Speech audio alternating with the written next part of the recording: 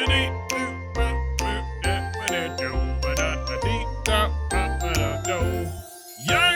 welcome to the Dollar Store Podcast, a show about things I find extremely interesting, brought to you at 10 minutes or less. I am your host, Brian Ross.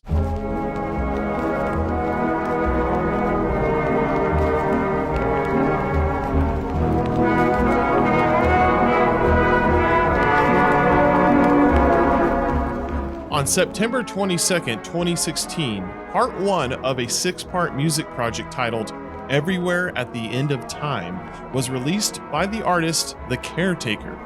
This was an art project designed to convey and also simulate the effects of Alzheimer's and dementia through music as a medium. The artist responsible for this experience was The Caretaker, or known as his real name, Leland James Kirby. Could be Leland. I don't know. I mess things up. Kirby is an inspired and experienced EDM and atmospheric musician from England. The Caretaker describes himself as fascinated by memory and its recall. He also had a burning passion to make this album to also bring awareness to Alzheimer's, or what the experience actually may feel like.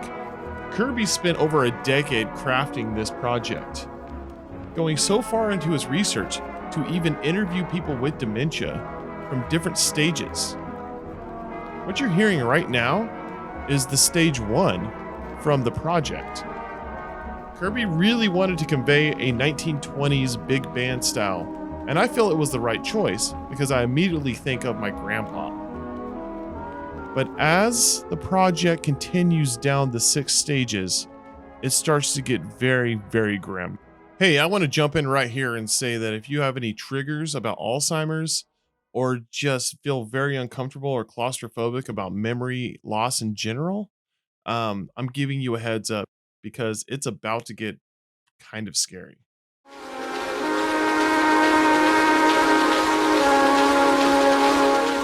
Stage 2 of the project is kind of reminiscent of the first stage, but starts to show some kind of mental decay. You start to hear little stutters and things, maybe extra reverb in some parts, maybe a skip, very subtle things. And then this weird noise comes in, this that kind of starts making you think, all right, the memory is starting to slip. Sometimes pitches are lowered, sometimes they're extended. But it conveys a drastic memory issue beginning. And in this stage of Alzheimer's, most of the time patients don't realize they even have it yet. This is pre-diagnosis. But I can tell you, it's very freaky. I'm kind of feeling like goosebumps right now, even hearing this as I...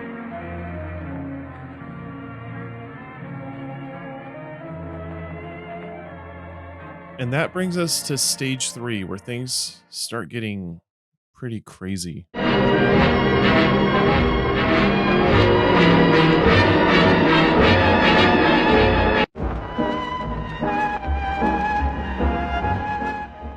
Stage 3 is described as the patient experiencing some of the last coherent memories before confusion fully rolls in and the gray mists form and fade away.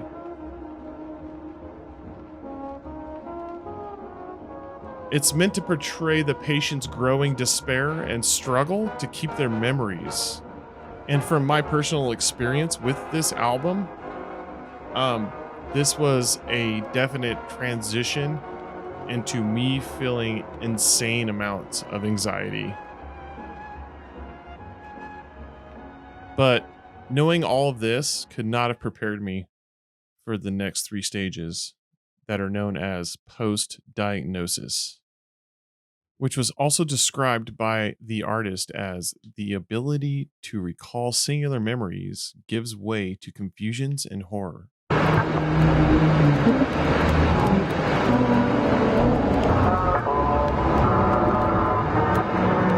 This stage really sent me to the deep end of emotions.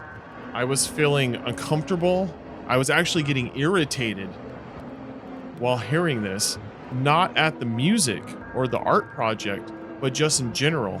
Keep in mind, I listened to this entire project, the entire 6 hours, in one workday while I was driving around.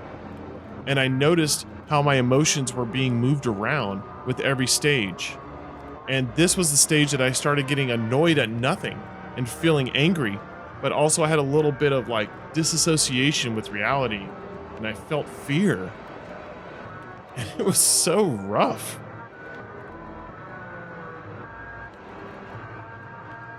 But let's talk about the last two stages.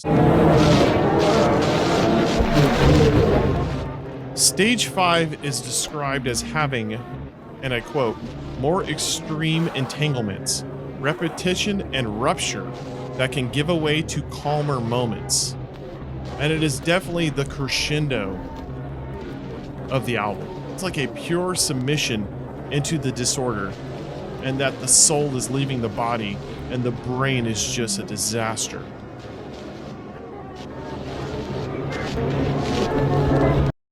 And then the final stage, stage 6.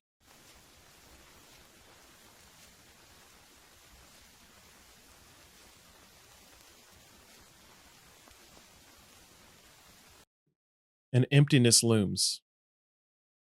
All you hear and feel is just the stutter of brain activity. Once a mind full of memories, music, ideas, is now reduced to a silence, almost a vegetative state. And at the very, very end of this entire project, you hear this.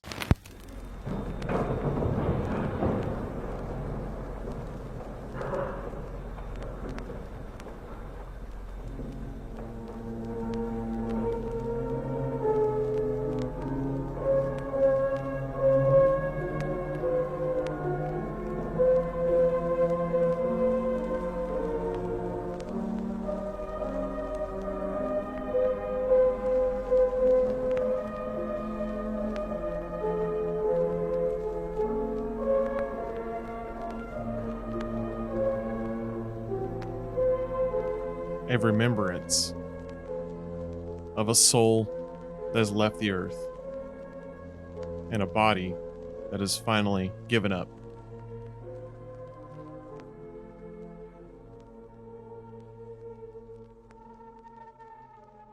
Oh, yeah, it's heavy. Guys, I sat through this. I did this. I don't know if I'll ever do it again. Also would like to mention that the project was accompanied by artwork for every stage and released on vinyl. All the 6 stages have separate vinyl releases with separate album art.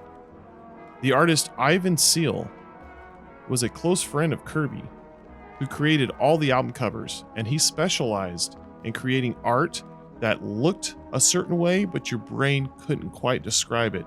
And personally, the album art covers are perfect. They are exactly how the project feels stage to stage. And also, I'd like to own them, but at this point, it's kind of triggering. I don't know if I can look at those. So here's my final recap. This project is unlike any other musical experience I've ever endured.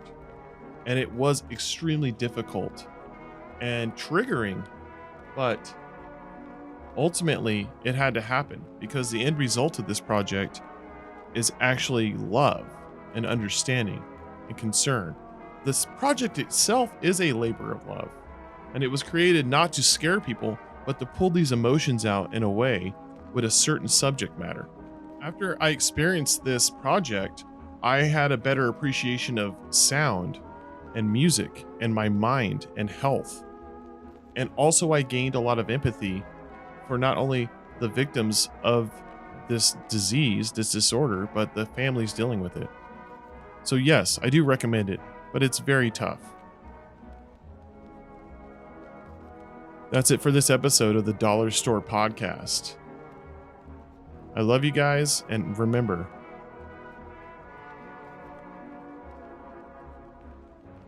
tell your friends you love them.